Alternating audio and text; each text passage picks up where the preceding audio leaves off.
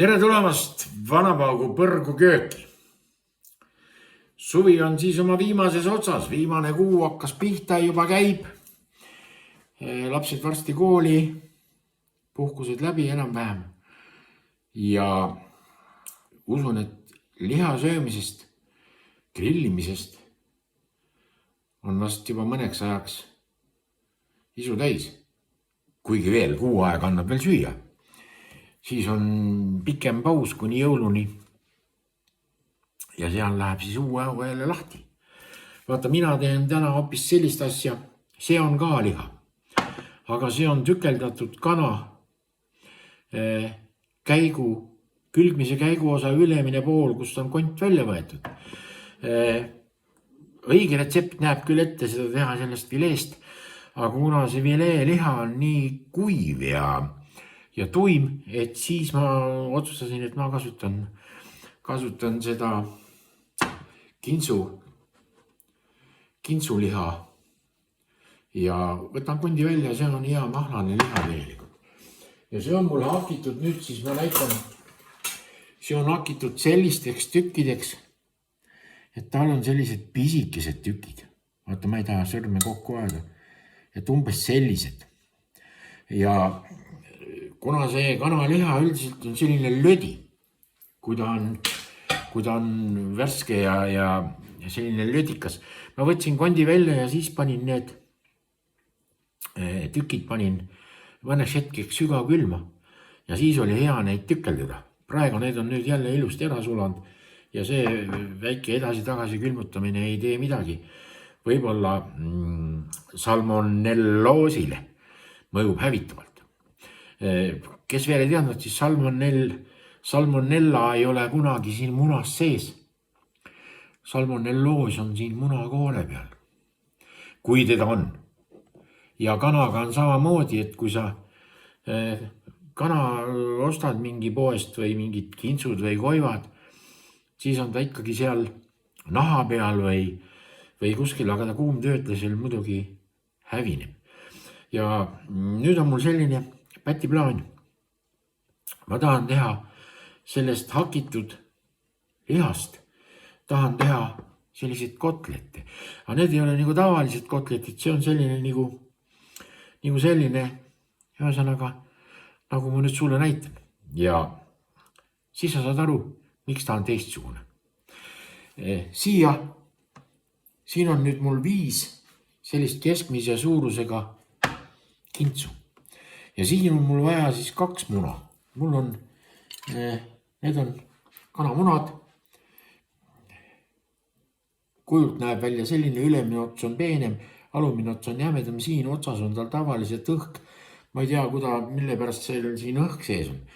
Aga hea küll, see pole sellest. Nüüd tähtis. Vaata, siia ma nüüd panen 2 muna selle liha sisse. Liha peale, liha sisse. Hea küll. Munad on neist kasulik ette lüüa kuskile eelnevalt lahti, sest äkki muna on äkki millegagi juba tekkinud mingisugused lõhnad või maitsed juurde. Need paistavad, et on värsked. Nii, need on 2. Need on pandud. Nuga tuleb ära pesta peale muna koksimist ja käed. Sellepärast, et nagu ma rääkisin, ma ei ole neid mune pesnud ja kuna see salmonell võib pesitseda igal pool, siis selle segamiseks nüüd ma võtan sellise asja. Siia panen soola ka ära. Sool läheb siia, ütleme, mul on pisikene teelusikas, selline spetsiaalne nukunõudelt. Siia panen 1 teelusika teie soola ja natukene pool peale. Nii, 5 suurt. Kilo oli ühesõnaga siin 5 suurt seda kintsulugu. Ja siis võtame segamiseks, võtame nüüd 1 lusika. Ja selle lusikaga saab selle kenasti läbi segada, see muna siia sisse. Sool laiali. Nii, ega ta ei taha hästi, ta tahab küll seguneda. Nii. Järgmisena, mis ma siia panen, on kuivatatud sibul ehk sibulalaastud. Küüslauku ma eriti kanaga ma küüslauku ei taha, kes on huvitatud, miks mitte. Sibul, kuivatatud sibul, segame siia sisse.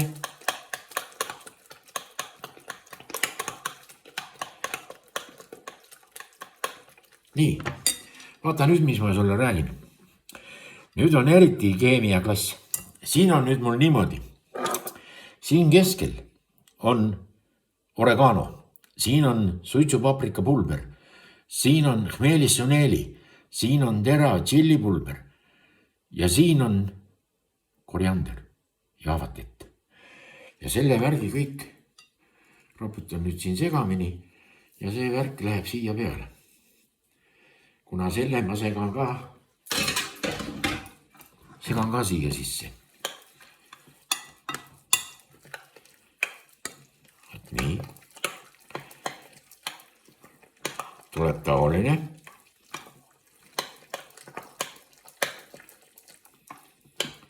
Nüüd on edasi niisugune lugu, et need vürtsid hästi toimima hakkaksid.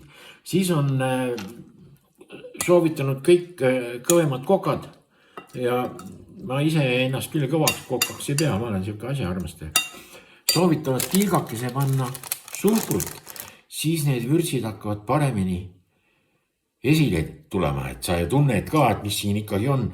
Ma panen, mul on pruun suhkur siin, see ei ole Demerara, see ongi selline pruun suhkur. Ma panen ühe teelusika teie siia suhkur. All right. Segan selle suhkru ka siia sisse. Nii. Nüüd mis järgmiseks on? Järgmiseks on selline laul. Sul on vaja Worcesteri kastet. Worcesteri kaste on selles suhtes universaalnahaalne, et ta sobib hästi paljudesse kohtadesse välja arvatud magustaid. Liha, kala, kana, no mida iganes. Ja seda ma panen siia, võtan selle lusika nüüd, see on supilusikas. Ma panen siia põhja peale teda, et ma ei pane teda palju. Pool Worcesteri. All right.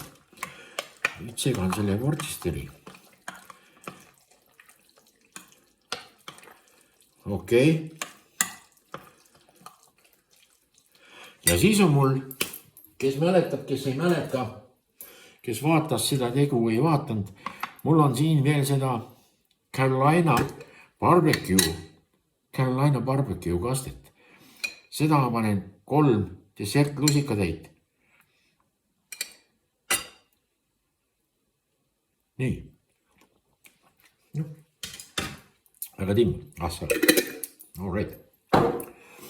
Selle segan ka siia sisse. Nüüd ta on selline löötistus nüüd. Sa näed küll ise ka, mis ta on. Et mis sellega nüüd edasi teha. Aga edasi me teeme niimoodi.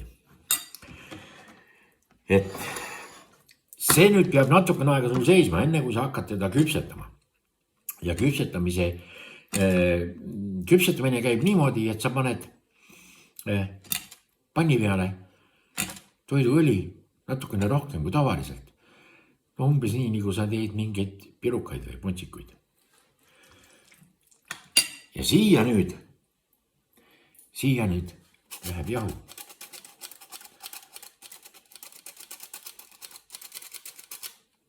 Vahepeal segamini. Siin on 2 supilusikatäit kuhjaga jahu.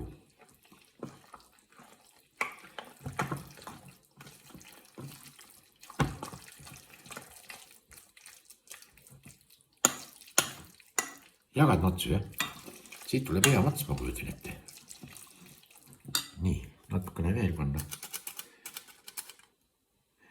Saigi peaga tühjaks.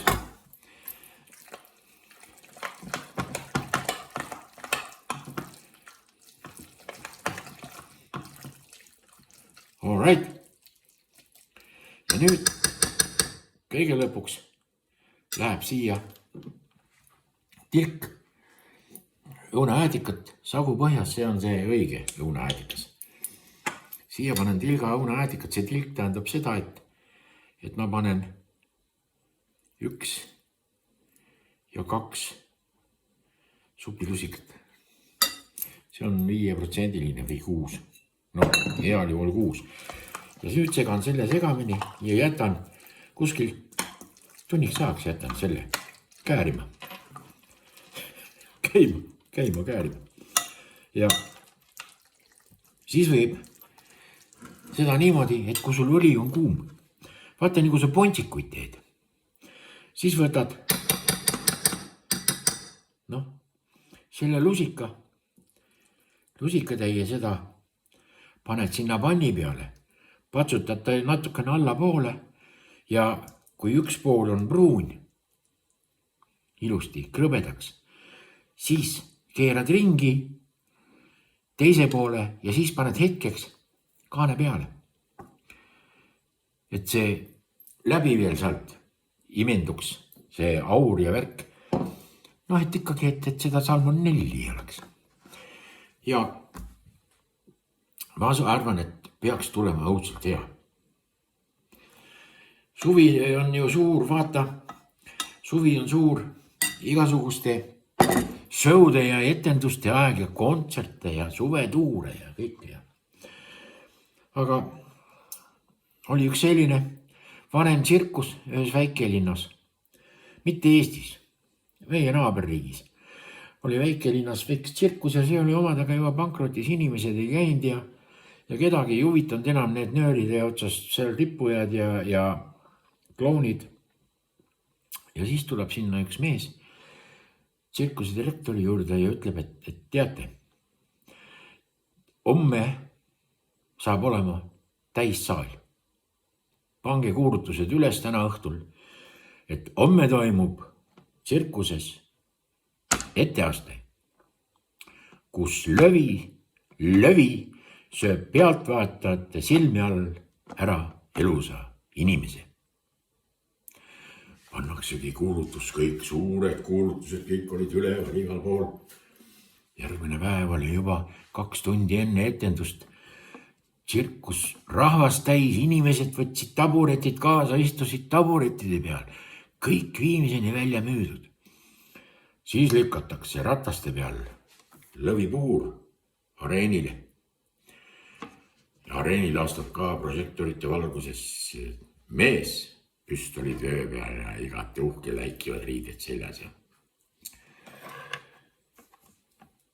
Täna toimub siin teie silme all inimsöömine. Lõvi sööb inimese. Nii, kõigepealt, rahvas muidugi kõik vilistavad, aplodeerivad. Ja siis ütleb see mees. Nii, kõigepealt vabatahtlikutel soovijatel palume siia laua juurde ennast kirja panema. Ja tsirkuses oli haud ja vaikus.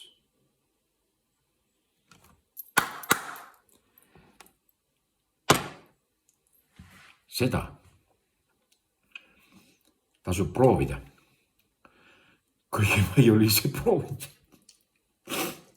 Aga ma usun, et siin ei saa midagi ei saa valesti minna. Nii et, kes julgeb, sealt lõkkidele ja grillidele vahelduseks.